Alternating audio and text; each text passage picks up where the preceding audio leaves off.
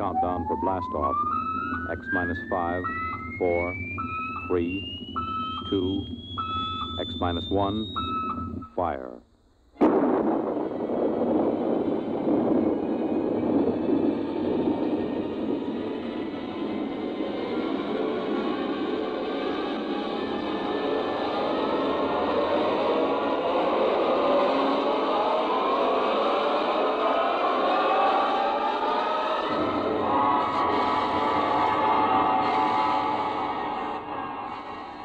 From the far horizons of the unknown come tales of new dimensions in time and space.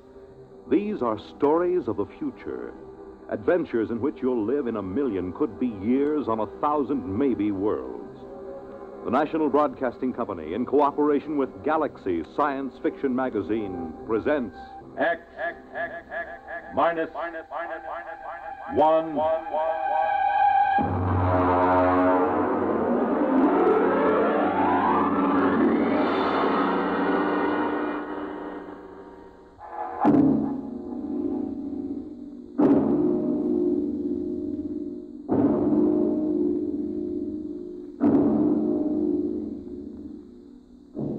Can you predict the future? Can you tell what will come in 100 years? Or in 10? Or in the next minute? Tonight we present two ventures into the unknown, two fantasies of the future, chosen from the works of one of our most brilliant young science fiction writers, Ray Bradbury. First, his story entitled, There Will Come Soft Rains.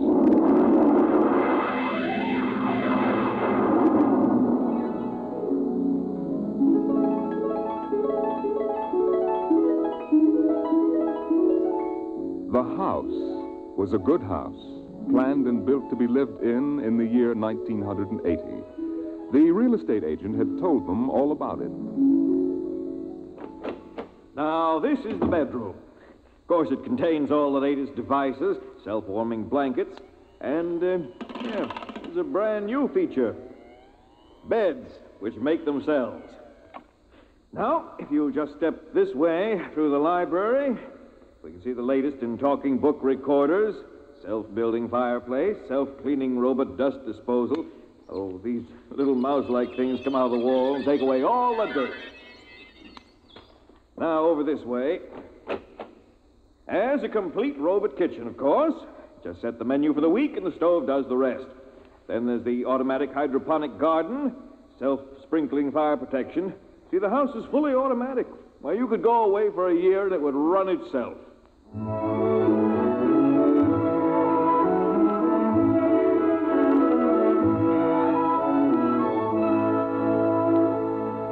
And so the family took the house, the man and the woman and the two children, a boy and a girl. And they lived contentedly, enjoying music and poetry and the rich, warm things in life. And the house fed them and slept them and entertained them. It made a good life for them. Until one day, there were 10,000 explosions, and the world shook, and red fire and ashes and radioactivity fell from the sky. The happy time was over.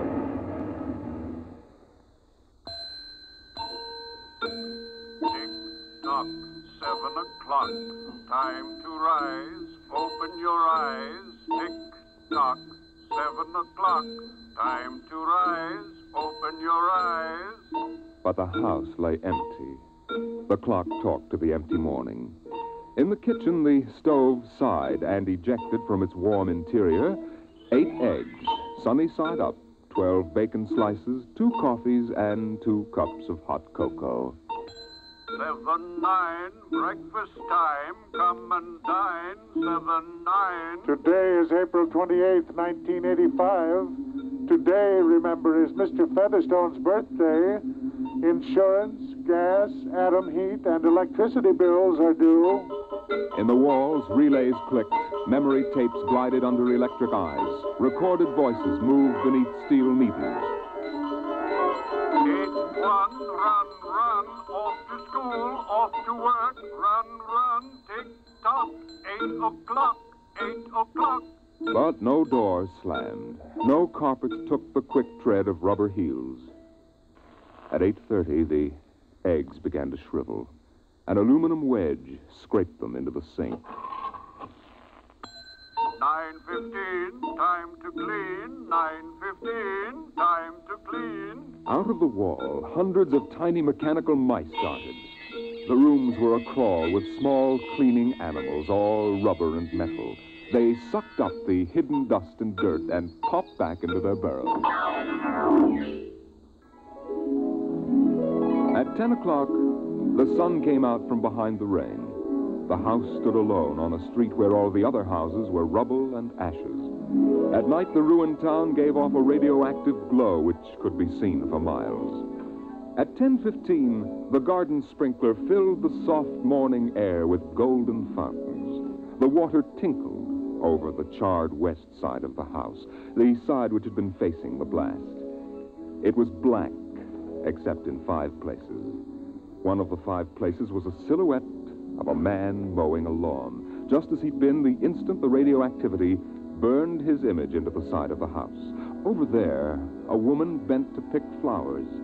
Still further over, their images burned into the wood, where a small boy, hands flung into the air. Higher up, the image of a thrown ball, and opposite, a girl, her hands raised to catch a ball which never came down. 5 people. 5 spots of paint. On the front porch, the dog whined and shivered.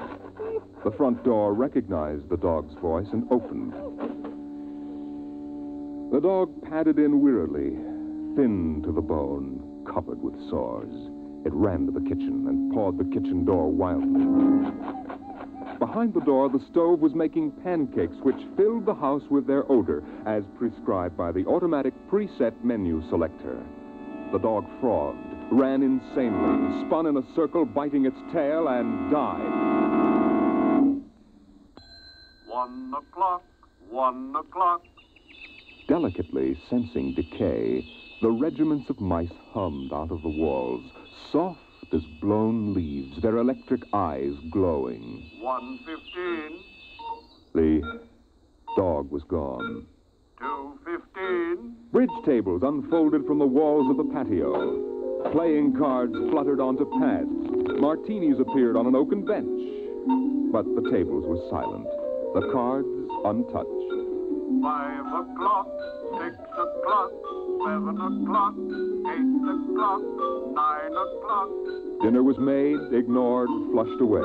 Dishes were washed. In the study, the tobacco stand produced a cigar with half an inch of gray ash upon it, smoking, waiting, waiting.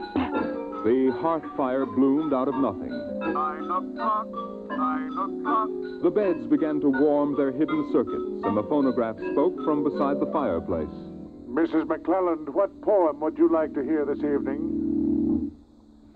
Mr. McClelland? Since you express no preference, I shall select at random from among your favorites. Sarah Teasdale, There Will Come Soft Rains.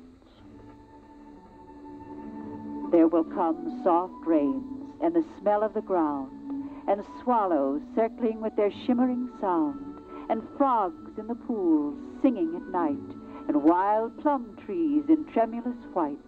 Robins will wear their feathery fire, whistling their whims on a low fence wire, and not one will know of war.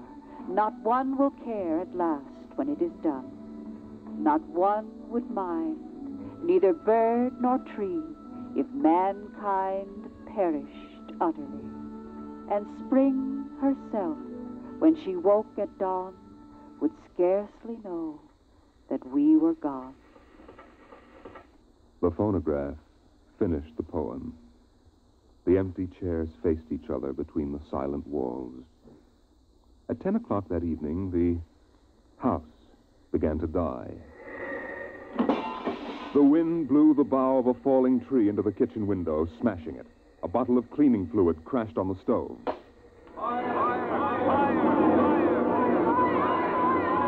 Water pumps shot down from the ceiling.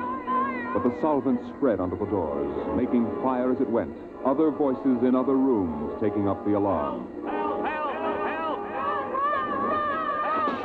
The windows broke with the heat, and the wind blew in to help the fire. The fire crackled upstairs at paintings, lay hungrily on the beds, devoured the rooms. The house began to shudder. The bared skeleton began to cringe in the heat. The wires revealed as if a surgeon had torn the skin off. Voices screamed in every room. Windows snapped open and shut like undecided mouths. Time is now 10:10. Time is now 10:10.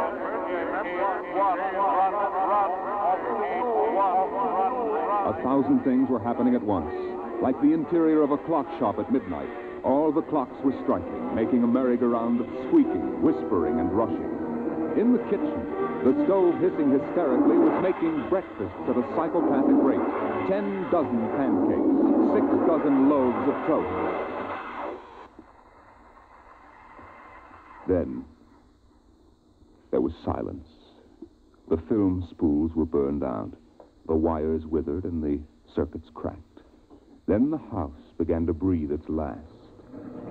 The beams began to give at the foundations. Long cracks appeared in the concrete. The seams were burst from the heat. And finally, with a huge rumble, it crashed into dust and rubble.